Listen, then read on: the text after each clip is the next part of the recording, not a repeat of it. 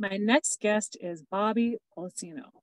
Bobby is currently the head of school at the Bullis School in Potomac, Maryland. He has been a school administrator for over 15 years, also as a dean of student and assistant principal, and he taught high school courses in science, leadership, and public speaking, while also working as assistant soccer coach and varsity head lacrosse coach. Bobby's academic leadership career is grounded in healthy interest in leadership, conferences with the Stanley King Institute, Garnder, Carney Leadership Institute, and in Leadership+Design. Bobby has presented for local and national organizations on meeting culture, organizational wellness, and hiring practices. A native of upstate New York, Bobby attributes many of his big ideas to observing and commitment to his parents and his brother. He has played high school and college, winning national championships at the collegiate level, and he's used many of his leadership skills that passed on from his high school and college coaches. When not working in or studying leadership, he spends most of his time with his wife and 3 children. They play a variety of youth sports. He also enjoys running as well as training Brazilian Jiu-Jitsu. He strives to be a better husband, father, and a leader. He's a graduate of Washington College and William and Mary, and they live in, Poolsville, Maryland. Welcome to the podcast, Bobby. Thank you, Dana. I'm happy to be here with you. So tell me about a time when you were in the trenches and managed to crawl out. So I think about my time teaching environmental science. And when I think about being in the trenches, I think about us just being so focused on where we are in the moment and not necessarily being able to step up and look out, right, and detach. And so in my conversations with students, I would always talk to them about how I wanted them to develop an understanding of the material, of the topics, to develop their own thought process around what was happening in the environment, not, parrot back what I'm saying, not parrot back what their parents are saying or what I think I want to hear. And so, they would do these assignments, projects, research, and oftentimes we'd go back and forth on how I evaluated them on their grammar or on their spelling, right? And not necessarily on whether or not they actually understood the Endangered Species Act or whether or not they had an understanding of the benefits or the drawbacks of moving towards more sustainable energy. And so I realized that while I was sitting here thinking about their writing skills as a scientist, I really wasn't making sure that they were developing this big picture understanding and just had too much of this traditional approach around sort of the teaching and learning aspect and not thinking the big picture that I was talking to them about. So really sort of stepping back and thinking about how I was assessing them and what I was asking of them. And so one of the big shifts I made for their final project was to hand them a copy of the Chesapeake Bay study. We are right in the heart of the Chesapeake Bay watershed outside of Washington, D.C. and Baltimore, Maryland here.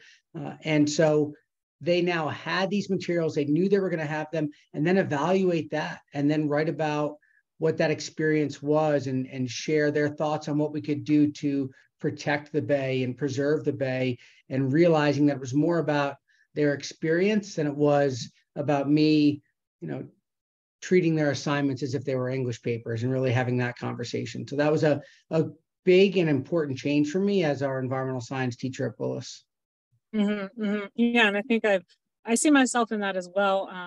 I taught more of the language side, but so I was big at looking at a lot of those pieces of like how they were expressing themselves grammatically and things like that. But when they're sharing their knowledge, right, it's a lot of wanting to them to research something, right, and not focusing so much on that like proper writing piece. That'll come. I think we need to instill that, but also not letting that be the end all be all. Right, exactly. So you just released a book by Road to Awesome that was published not too long after my book. So you released your book, Principal Leader, in late December. So tell me about the book and why people should buy your book. And is this for leaders? Is it for teachers? Who should buy it? It's a great question. So it was written for current leaders and aspiring leaders.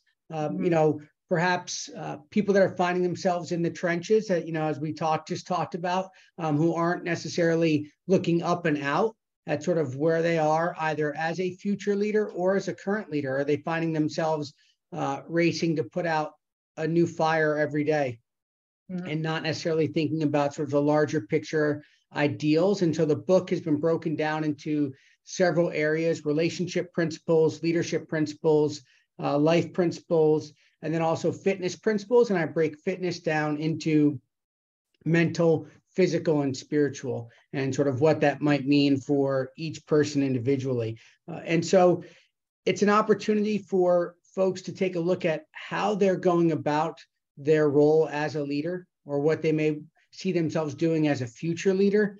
And then each chapter also has questions at the end to help guide their thought process about where they are at this phase of their leadership journey. Talk to me a little bit about some of those guiding principles and core values that you discuss in the book. Yeah. So I do mention my core values in the beginning: courage, integrity, and discipline. And I think it's important that individuals know what their core values are, because those serve as the North Star to guide them in their decision-making. You should always be able to come back to those so that regardless of the situation that we're in, we can feel comfortable with the decision that we make because we know we're true to those values. They're going to be different for each person, and that's okay. That makes sense. But I do think if you have not done so before, you should go through a process of identifying what your core values are. That's something that you can find online. There are different examples of ways to do that. I talk about that in the book as well, by providing a list of values and sort of going through that thought process. And then in terms of the principles, there are different aspects. Like I said, when I think about relationship principles, respect, how do I ensure that I'm giving respect to the people in my life? How am I demonstrating trust to them? Also listening, are we listening to understand, or are we listening to speak? That's such an important part of our role as leaders, and as teachers as well, right? In the classroom, sometimes we listen to what the question is from the students, but there's probably some unsaid things in there as well. And are we really taking the time and the moment to listen to exactly what that student needs, or exactly what the faculty member needs in the case of a department chair or a principal? When I think also about fitness principles, the mental, the physical, and the spiritual, a lot of this book was written during the pandemic, when so many individuals were facing some very challenging times. They were living in a scenario that they hadn't even thought of in some cases. And so what are we doing to care for ourselves as educators?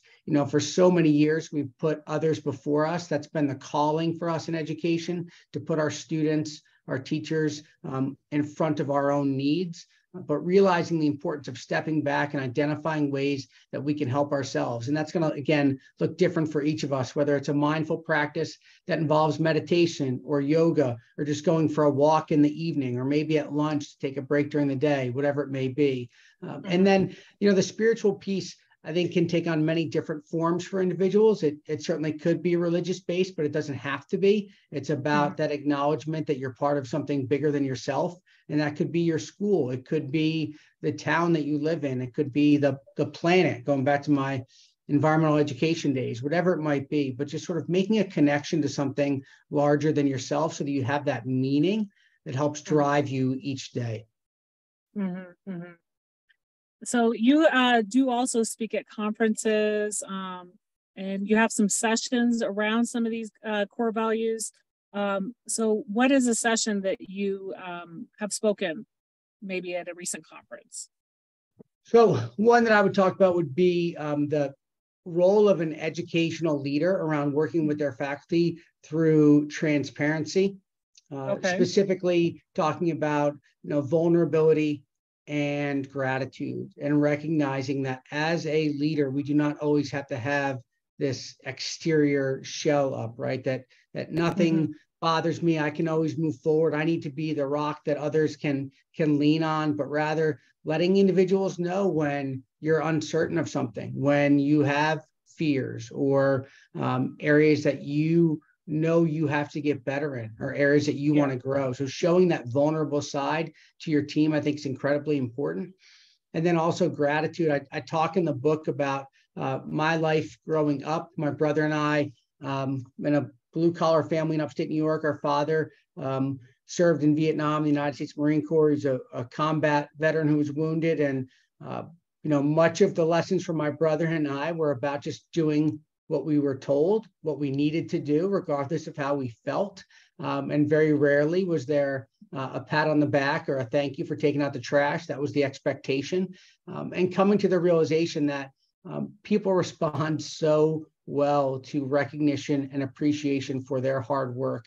And you as a leader expressing gratitude for what they're doing on a consistent basis sends such a strong message. It lets people know that you see them, that you value them, and that you appreciate the work that they are doing, especially on the days that are hardest. And I think those are things that we just take for granted sometimes. So it's important to me that I help other leaders see some of those missteps that I took along the way, where I wasn't recognizing my team. I wasn't going out of my way, to write a handwritten note, to send some appreciation or acknowledgement for a job well done, that we all are going to benefit from that. And as I can spread that gratitude to others, they can then spread it beyond, maybe to their students, maybe to their colleagues. And that is going to only strengthen our community, which is what we should all be aiming for working in schools. Mm-hmm, mm-hmm. Yeah, and the more gratitude you show to your staff, the more likely they are to feel as an appreciated part of the staff and want to stay working there. Yes. So you used to do a blog, but now you do what the newsletter is titled, and what's some of the content that you've recently put on the newsletter? Yes. So I do have some blog posts up on Medium. I have not been blogging as much recently. Since the book came out, I've been releasing the Principled Leader newsletter that comes out on the first and third Wednesday of every month. People can subscribe to the newsletter on my website, bobbypolicino.com. And people who subscribe will get the introduction to the book, Principled Leader.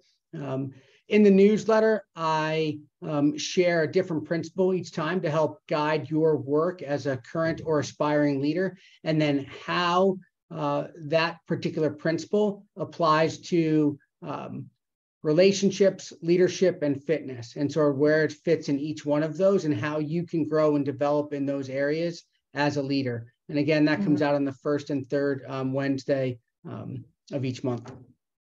Okay. So yeah, definitely something people can subscribe to, get some feedback on. Is there a way of reaching out to you if people have questions, want to learn more about just some of your guiding principles if they're a new administrator and maybe need some coaching? Sure. Be happy to share with people. They can contact me through email, bobbypolicino@gmail.com. They can also find me on Twitter @bobbypolicino. And also on LinkedIn. So I'm available in all three of those spaces. And I do tweet regularly and also post on LinkedIn so folks can find information there as well. And I'd love to connect and share with them, hear what they're doing, and certainly provide any resources or feedback that I can to others. Great. Well, out of everything we talked about in terms of your leadership, your book, and some of the sessions that you share at conferences, what's one thing you'd like listeners to remember? It's that, every day provides us with an opportunity to grow and develop and take strides towards being the type of leader that we want to be. Every decision that we make is a step towards who we can be or where we're falling short, depending on what that decision is.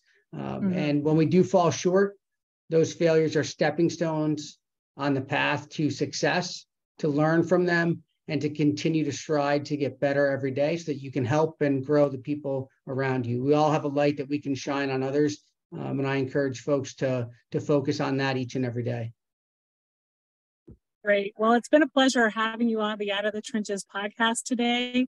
I wish you a lot of luck in book sales. I know, it's getting the word out there through podcast is the best way, but also people subscribing to your newsletter, getting a little bit of the tips on the core values, can hear more from you on that bi-monthly basis. Well, thank you so much for being a guest today. Thanks, Dan. I appreciate it.